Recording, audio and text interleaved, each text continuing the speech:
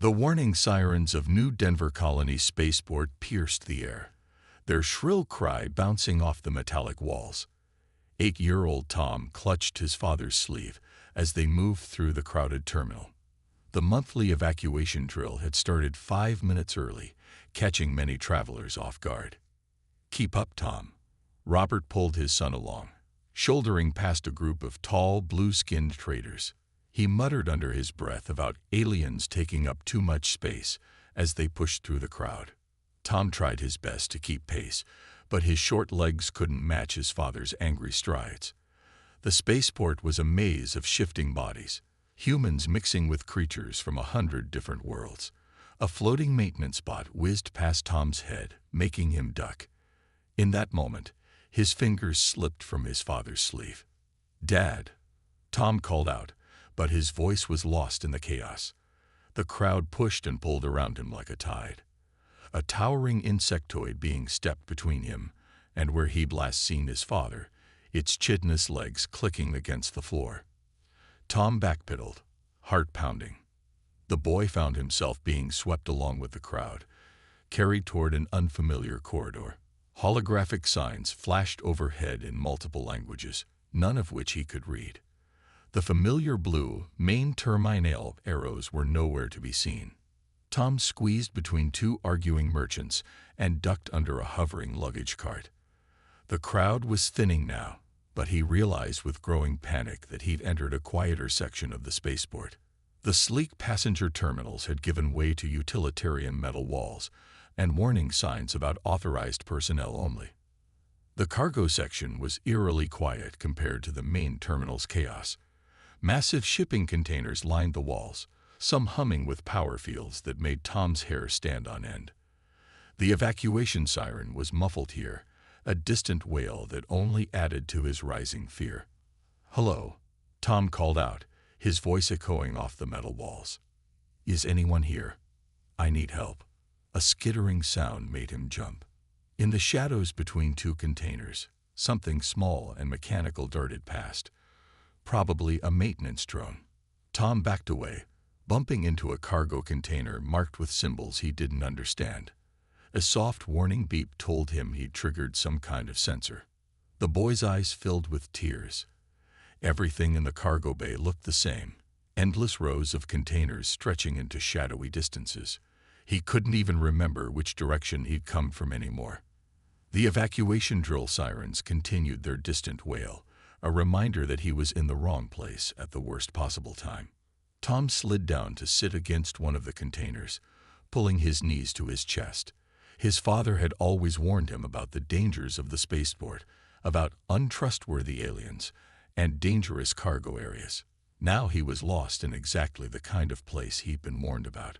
The lighting in the cargo bay suddenly shifted, making Tom look up.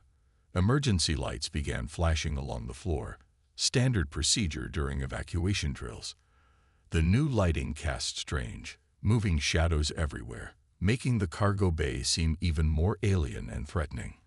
A distant clang of metal on metal made Tom flinch. He heard footsteps, then the sound of someone talking, probably into a communicator. The voice was too far away to make out clearly, but it was getting closer. Tom pressed himself harder against the container, trying to make himself as small as possible.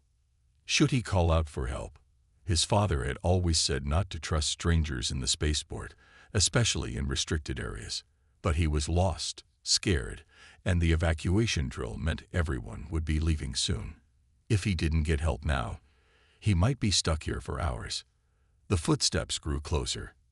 Tom could hear someone performing what sounded like a pre-flight checklist, speaking clearly into what must be a recording device.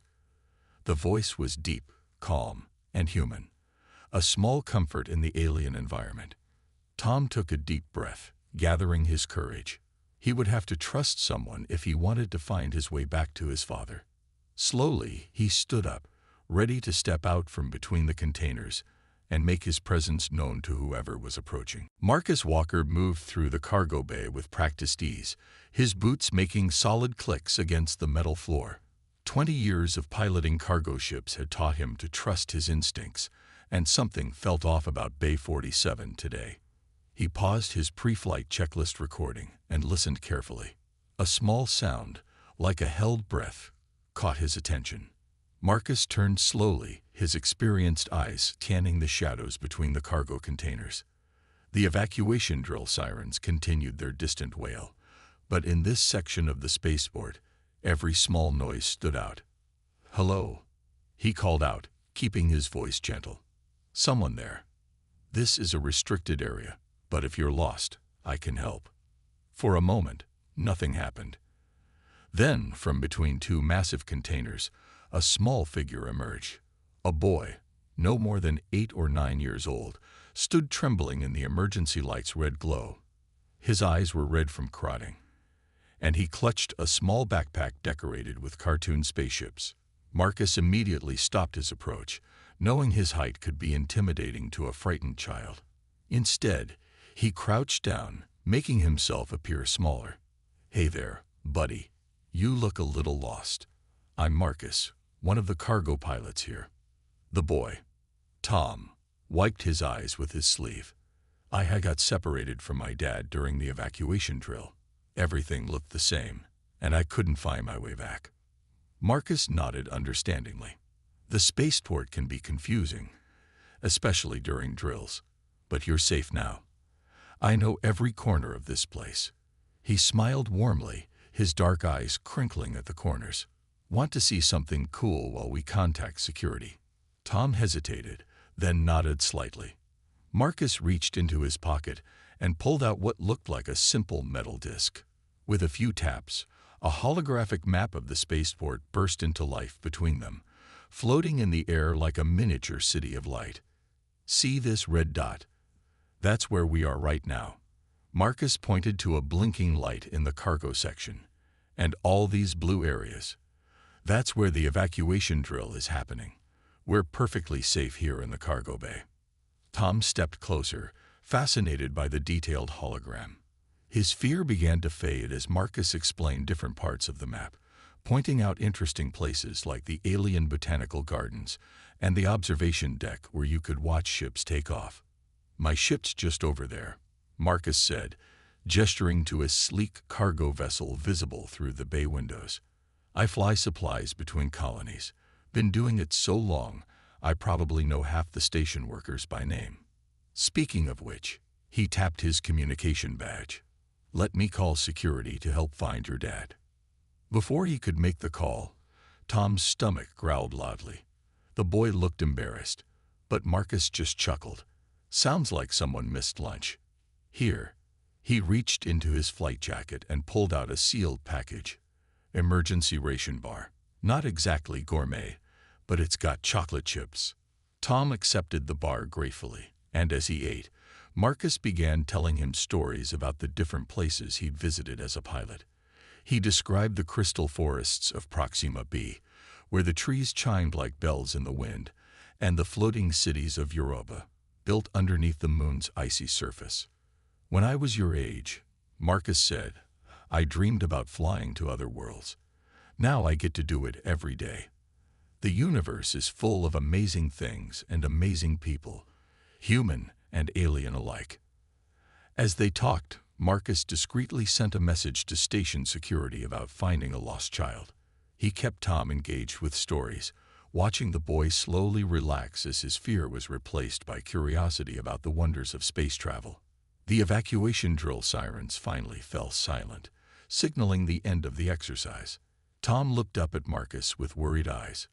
"Will my dad be able to find me?" "Don't worry," Marcus assured him, standing up. "Security will help us find him. And until then, you're hanging out with the best cargo pilot in the New Denver colony." He winked, making Tom smile for the first time since they'd met. The cargo bay's overhead lights switched back to their normal brightness as the evacuation drill officially ended. Marcus's communication badge blinked with an incoming message from station security.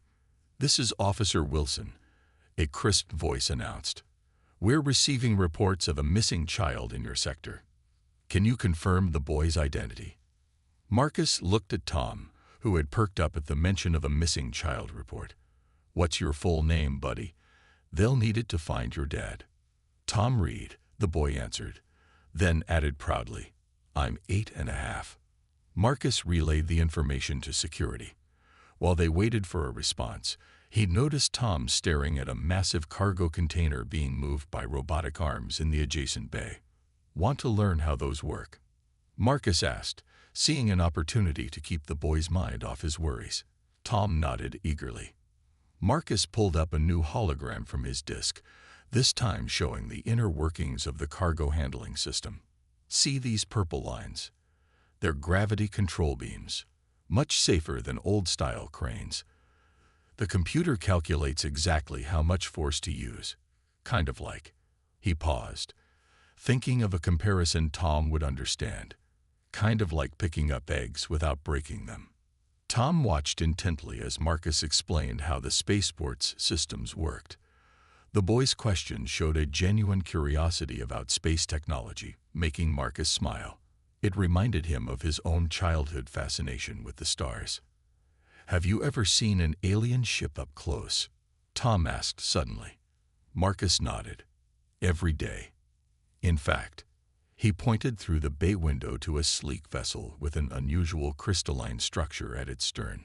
That's a Centaurian trading ship. They use solar winds to power their engines. Beautiful ships, some of the fastest in the galaxy. Tom's eyes widened. My dad says we shouldn't trust alien tech. He says it's dangerous. Marcus's expression grew thoughtful. You know, Tom, technology isn't good or bad by itself. It depends on how people use it. Some of humanity's greatest advances came from learning from other species. He gestured to his holographic disk. This map system. We developed it after studying how Centaurian crystals store and project information. Officer Wilson's voice interrupted their conversation. Mr. Walker, we've located Mr. Reed. He's in the main terminal, quite concerned about his son. We're sending an escort to your location. Marcus noticed a slight tension in the officer's voice, but kept his tone cheerful for Tom's sake. Sounds like your dad will be here soon. How about one more cool thing before they arrive? He led Tom to his cargo ship's viewing window. The massive vessel's cockpit was visible from their position, its control panels glowing with soft light. Want to see what it's like to fly one of these? Tom pressed his hands against the window, nodding enthusiastically. Marcus tapped a few commands into his tablet, and the ship's external lights came to life, illuminating its sleek hull. The controls are a mix of human and alien technology, Marcus explained. We took the best of both worlds to make something better than either could alone. That's what I love about this job. Every day, I see how working together makes us all stronger. Security cameras quietly tracked their movement through the cargo bay, recording as Marcus showed Tom the basic principles of space navigation using simple hand gestures and easy-to-understand examples. The boy's earlier fear had completely disappeared, replaced by genuine excitement about learning. In the distance, the sound of approaching footsteps echoed through the metal corridors. Marcus heard multiple sets of boots, more than the usual security escort. His experienced instincts told him something was off, but he kept his concern hidden, focusing instead on answering Tom's eager questions about space travel. Looks like our company's almost here, Marcus said calmly, noting how the footsteps had slowed, becoming more deliberate. He positioned himself slightly in front of Tom, a subtle protective gesture born from years of handling difficult situations in space. Whatever was coming, he would make sure the boy stayed safe. Robert Reeves stormed through the spaceport's corridors, his face red with anger. Two security officers struggled to keep up with his pace. They had tried to calm him down when he first reported Tom missing, but his anger only grew when they mentioned where his son had been found. A cargo bay, with some stranger. Robert's voice echoed off the metal walls. And you people just left him there. Sir, one of the officers tried to explain. Captain Walker is a respected pilot with 20 years of service.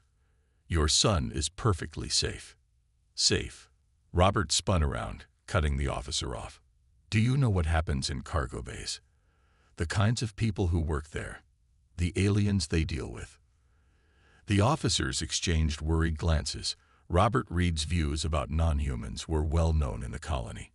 He'd filed numerous complaints about alien businesses and had even tried to start a petition to segregate human and alien sections of the spaceport. As they approached Bay 47, Robert caught sight of his son through a large viewing window. Tom was standing next to a tall, dark-skinned man in a pilot's uniform, both of them looking at something on a holographic display. The boy was smiling, completely at ease. Robert's face darkened. "Get that man away from my son," he shouted, his voice carrying through the corridor. Now, inside the cargo bay, Marcus heard the shout.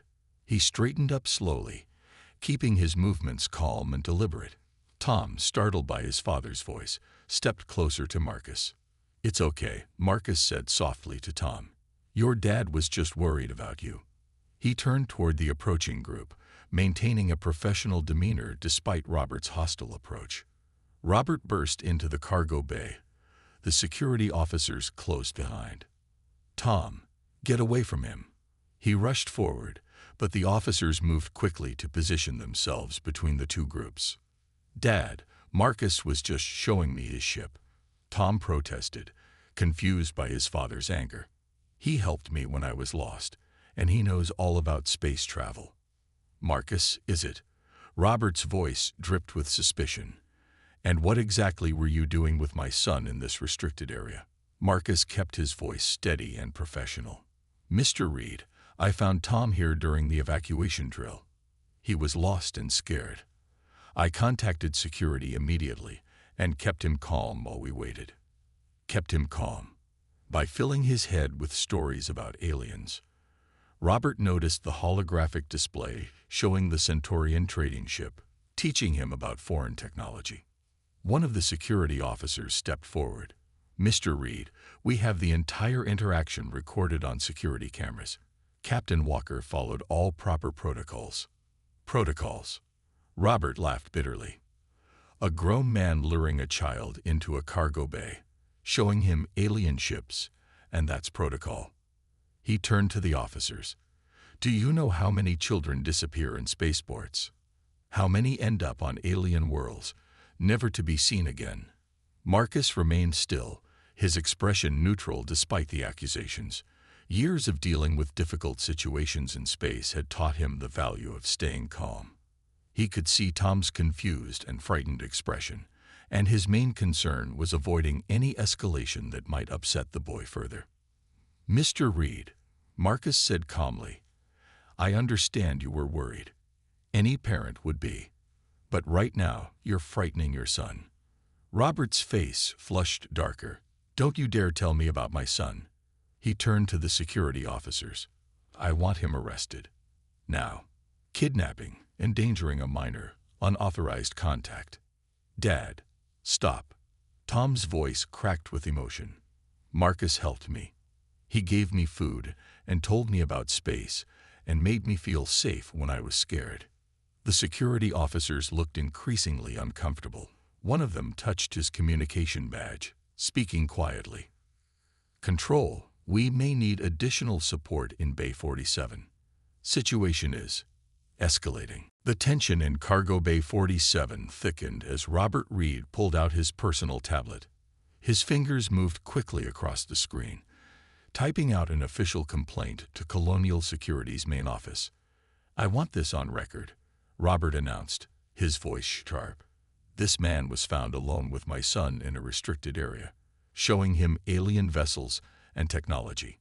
He's clearly working with off-world traffickers." The security officers shifted uncomfortably. One of them, Officer Wilson, stepped forward. "Sir, that's a very serious accusation. We have no evidence." "Evidence?" Robert's laugh was harsh. "Look around. A cargo bay full of alien shipments. A so-called pilot who just happens to find a lost child. He's probably mapping out escape routes through that hologram right now." Marcus stayed perfectly still, his hands visible at his sides. Years of dealing with space pirates and hostile encounters had taught him how to handle dangerous situations. This might not involve plasma weapons or engine failures, but it was just as volatile. "You don't even know who he really works for." Robert continued, his voice rising. Have you checked his contacts? His flight records? Who knows how many other children he's... Stop it, Tom shouted suddenly, tears in his eyes. Marcus is nice. He helped me when I was scared. He showed me his pilot's badge and everything. Robert's face darkened. Tom, be quiet. You don't understand what's happening here. He turned back to the officers. This is exactly what they do. They gain children's trust, fill their heads with exciting stories about space travel. Officer Wilson touched his communication badge again. Control, requesting immediate presence of a colonial inspector. We have a situation involving... He paused, choosing his words carefully. Serious allegations against a registered pilot. Marcus finally spoke, his voice calm but firm. Mr. Reed, I understand you're upset, but throwing around false accusations won't help anyone. Every moment I spent with your son is recorded on security cameras. I've followed all proper protocols. Protocols? Robert sneered. Like how you just happened to have food ready to give him. How you just happened to know exactly how to interest him in alien ships. Dad, I was hungry. Tom protested. And I asked about the ships. Marcus knows everything about space because he's a real pilot. A new voice crackled over the security system. Attention Bay 47. Colonial Inspector Martinez is en route. All parties are to remain in place. This is now an official investigation. Robert smiled coldly. Good. Let's see what the inspector thinks about finding an unauthorized adult alone with a child in a restricted area. He began typing more furiously on his tablet. I'm adding that he was showing classified shipping routes to a minor.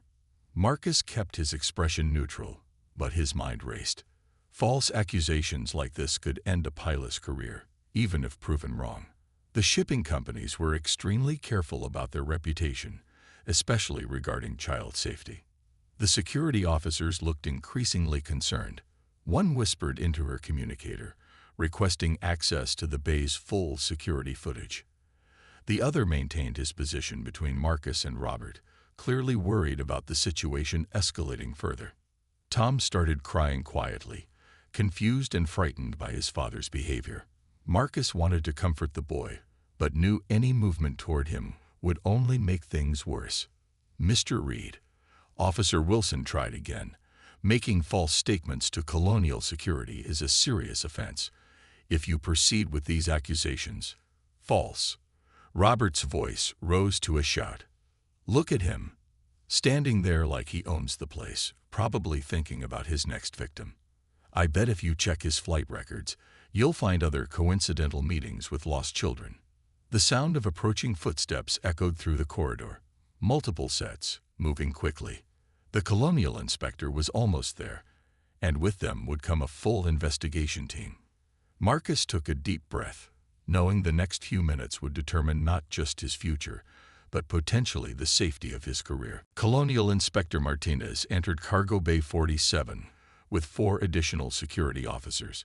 She was a seasoned professional who had handled numerous spaceport disputes, but the tension in this room was immediately apparent. Status report, she commanded, her eyes scanning the scene. Officer Wilson stepped forward to brief her, while the new security officers took positions around the bay. Tom was still crying softly, caught between wanting to defend Marcus and fearing his father's anger.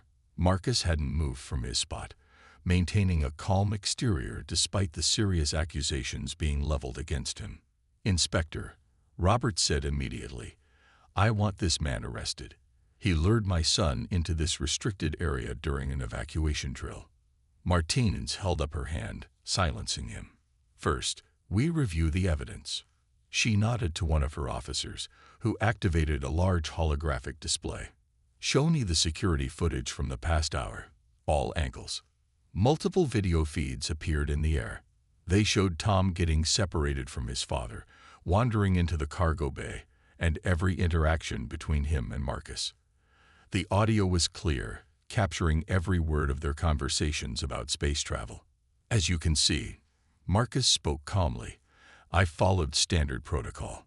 Found a lost child, reported it immediately, kept him safe until authorities arrived. Robert stepped forward aggressively. He's manipulating the footage. These alien tech systems can be hacked. My son was missing for over an hour. The timestamp data is encrypted, Martine stated flatly. These feeds are direct from Colonial Security's quantum servers. They cannot be altered. She turned to Tom, her voice softening. Young man, can you tell me what happened? Tom wiped his eyes, looking nervously at his father before speaking. I got lost during the drill. Everything was loud and scary. Marcus found me and helped me. He called security right away and showed me cool things about space so I wouldn't be scared anymore. He's just a child. Robert interrupted. He doesn't understand the danger. This man was showing him alien ships, teaching him about their technology.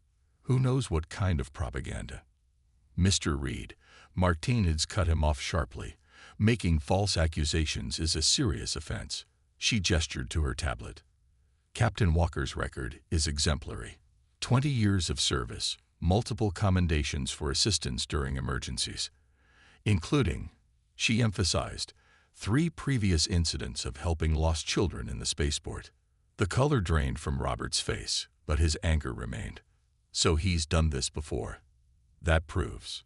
It proves, Martins continued firmly, that he's a responsible pilot who follows proper protocols when encountering children in distress.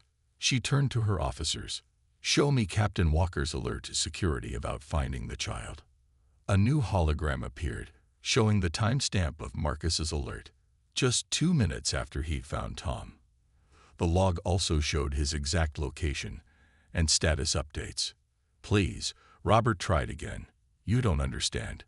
These cargo bays, they're perfect for what, Mr. Reed? Marcus finally spoke up, his voice steady. For helping a frightened child. For teaching him that space is full of wonders, not just things to fear. Yes, I work with alien species. Yes, I appreciate their technology and culture. That doesn't make me a criminal. Tom suddenly broke away from his father's grip and ran to stand beside Marcus. Dad, please stop. Marcus is good. He helped me when I was lost and scared, just like the inspector said he helped other kids too. The security officers tensed, but Marcus didn't move. He simply stood there, letting Tom's actions speak for themselves. Inspector Martinez observed everything with experienced eyes. She'd seen countless conflicts in the spaceport, but the contrast between Marcus's professional calm and Robert's unfounded accusations was stark. The tense standoff in Cargo Bay 47 was interrupted by a soft humming sound. Everyone turned to see the bay's main doors sliding open, revealing an unexpected visitor. The Galactic Council representative, Ambassador Blue, entered the room. Their tall, slender form moved with natural grace, their silvery skin catching the bay's lights. Inspector Martinez straightened immediately. A council representative's presence meant this incident had caught the attention of the highest authorities in the sector. Ambassador, Martinez said respectfully, we weren't expecting. I was conducting my quarterly inspection of the spaceport when I noticed unusual activity in this sector. Ambassador Blue's voice was melodious and clear. The situation caught my interest. Their large, deep blue eyes took in the scene with careful attention. Robert Reed stepped back involuntarily. He'd never been this close to a high-ranking alien official before. Tom, however, stared in fascination at the ambassador's elegant appearance. I have reviewed the security feeds, Ambassador Blue continued, gesturing with a long-fingered hand. A new holographic display appeared, larger and clearer than the previous ones. Most interesting. Captain Walker's actions demonstrate the very principles we hope to see in our spacefaring civilization. The ambassador turned to face Robert directly. Mr. Reed, your fear for your child's safety is natural. But your accusations, they paused, choosing their words carefully.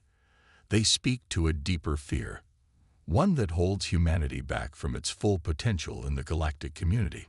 Tom moved closer to Marcus, watching his father's reaction. Robert's face had gone pale, but anger still burned in his eyes.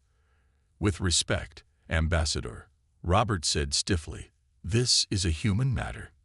It doesn't concern the Galactic Council, doesn't it? Ambassador Blue's head tilted slightly.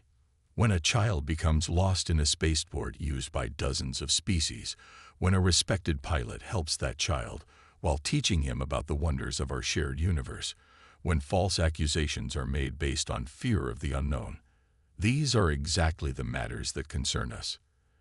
The ambassador waved their hand again, and the holographic display shifted to show Marcus's past interactions with both human and alien visitors. Times he'd helped lost travelers, assisted with emergency repairs, coordinated with alien crews during crisis situations. Captain Walker represents the best of human potential, Ambassador Blue stated. He sees beyond surface differences. He understands that knowledge shared makes us all stronger. They turned to Tom with a gentle expression. Young one, what did you learn today?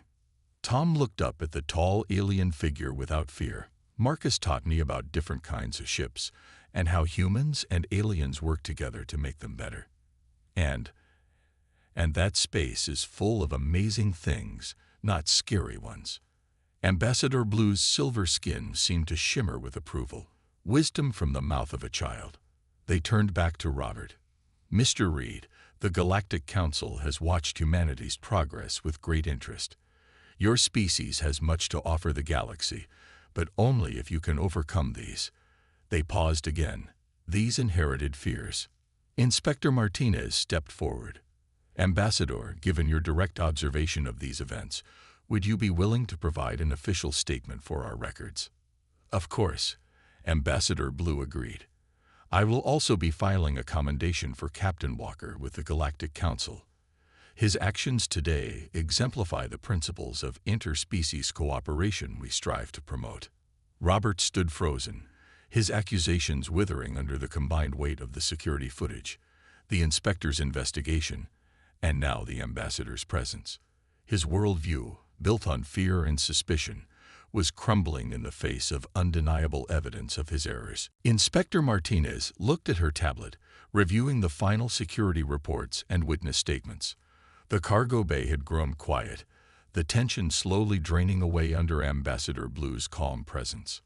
Mr. Reed, Martinez said firmly, based on all evidence, including the ambassador's testimony, I'm closing this investigation. Captain Walker acted properly in every way. She paused, her expression hardening. However, we need to discuss your false accusations. Robert stood rigidly, his earlier anger replaced by visible discomfort. The presence of the Galactic Council representative had shaken his confidence, forcing him to face the consequences of his actions. Making false reports to colonial security is a serious offense, Martinez continued. Normal procedure would require formal charges and possible residence restrictions. Tom grabbed Marcus's sleeve anxiously. Please don't take my dad away, he whispered, loud enough for everyone to hear. Marcus looked down at the boy, then at Inspector Martinez. If I may, he said carefully, I'd like to make a suggestion. Martinez nodded, giving him permission to continue. Ambassador Blue watched with interest, their silvery form perfectly still. Instead of pressing charges, Marcus said, perhaps Mr. Reed could participate in the spaceport's cultural exchange program. It's designed to help people understand different species and cultures. Many of our best pilots and crew members started there. Ambassador Blue's skin shimmed with approval. A wise suggestion. Understanding often proves more valuable than punishment. Robert looked up sharply, surprise replacing his defensive posture. He'd expected arrest, not an offer of education. The program includes supervised tours of various ships, Marcus continued, both human and alien. Participants learn about different cultures, technologies, and how we all work together in space. He smiled slightly. They even get to see those Centaurian trading ships up close. Tom's eyes lit up. Dad, can we really? Both of us. Inspector Martinez considered the suggestion. It would be an appropriate alternative to formal charges. Mr. Reed would gain valuable perspective, and the spaceport would benefit from having a better-informed resident. She turned to Robert. The choice is yours. Charges or education. Robert looked at his son's hopeful face, then at the group around him. The security footage still played silently in the background, showing clearly how Marcus had helped and protected Tom. His prejudices had nearly caused a diplomatic incident and could have ruined an innocent man's career. Robert's voice cracked slightly. I choose the program. Ambassador Blue moved forward gracefully. A brave choice, Mr. Reed. The first step toward understanding is often the most difficult. They turned to Marcus. Captain Walker, your suggestion shows wisdom. Using this incident as an opportunity for growth rather than punishment. This is why humanity has such potential in the galactic community. Tom suddenly hugged Marcus, catching everyone by surprise. Thank you for helping me, he said, and for helping my dad too. Marcus patted the boy's shoulder gently. That's what we do in space, Tom. We help each other, no matter where we come from or what we look like. Inspector Martinez began entering commands into her tablet. I'll process the paperwork now. Mr. Reed, you'll start the program next week. Captain Walker, the Galactic Council's commendation will be added to your permanent record. Robert stepped forward hesitantly. Captain Walker. He struggled with the words. I was wrong. About everything. I'm sorry. Marcus nodded, accepting the apology with quiet dignity. Fear makes us see enemies where we could find friends, Mr. Reed. But it's never too late to learn a better way. Ambassador Blue's presence seemed to fill the cargo bay with a sense of positive change. Perhaps, they suggested, young Tom would enjoy seeing the Centaurian ship's crystal engine room before you leave. With his father's permission, of course. 3 months after the incident in Cargo Bay 47, the new Denver Colony spaceport had changed in subtle but important ways. New signs in multiple languages welcomed visitors from all worlds. Security protocols for lost children had been updated, and the cultural exchange program had doubled in size. Marcus stood in his familiar cargo bay, checking his ship's systems for the day's flight. A movement at the entrance caught his attention. Tom Reed walked in, followed by his father. Both wore visitor badges from the cultural exchange program. Captain Walker, Tom called out excitedly. Dad and I finished our basic course yesterday. Marcus smiled warmly. I heard. In fact, I heard you got the highest score in the junior space navigation test. Robert looked different from the angry man who had stormed into the cargo bay months ago. The cultural exchange program had changed him. Not completely. Change never happens overnight, but enough to matter. The program has been eye-opening, Robert admitted, watching as Tom ran to the viewing window to look at the ships outside. I never knew how much we'd learned from other species, how much they'd helped us grow. Marcus nodded, remembering Ambassador Blue's words about humanity's potential. Sometimes we need to see things through new eyes. He gestured to his ship. Would you like to see the cockpit? Both of you. I've got clearance for a tour before my flight. Tom's eyes lit up. Can we, Dad? Please. Robert hesitated only for a moment before nodding. I'd like that. Actually, I have some questions about the Centaurian crystal navigation system we learned about in class. As they walked toward the ship, other workers passed by, humans and aliens working together, speaking multiple languages, sharing knowledge and skills. Tom waved to a Centaurian engineer he recognized from their tours. Captain Walker, Robert said quietly while Tom ran ahead, I wanted you to know. The program helped me understand something. When you found Tom that day, you didn't just help him find his way back to me. You helped both of us find a better way forward. Marcus smiled. The stars have a way of teaching us what's really important, Mr. Reed. Out there, we're all just travelers helping each other home. They reached the cockpit, where Tom was already asking questions about every button and screen. A notification popped up on the main display. A message from Ambassador Blue. The Galactic Council had approved New Denver Colony as a primary training center for interspecies cooperation, based partly on the success of its expanded cultural exchange program. Look at this, Dad. Tom pointed to a holographic star map. This shows all the trading routes Captain Walker flies. And see those purple lines? Those are the Centaurian paths we learned about. Robert watched his son with pride and a touch of regret for his past attitudes. You know, Tom, maybe when you're older, you could be a pilot too. Learn to fly these routes yourself. Really? Tom's face lit up. Captain Walker, would you teach me? Marcus laughed. Well, we have a few years before that. But he pulled out his holographic disc, the same one he'd used to comfort Tom months ago. We could start with some basic navigation lessons, if your father agrees. Robert nodded, smiling. I think that would be perfect. Outside the cockpit window, ships of all shapes and sizes moved through the spaceport.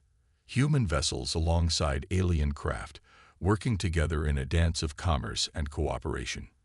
The sight no longer filled Robert with fear or suspicion. Instead, he saw what Tom had seen from the beginning, a universe full of wonders waiting to be explored. Ambassador Blue's words had proven true. Humanity did have great potential in the galactic community. Sometimes it just took a lost child, a kind stranger, and the courage to learn from mistakes to help that potential grow.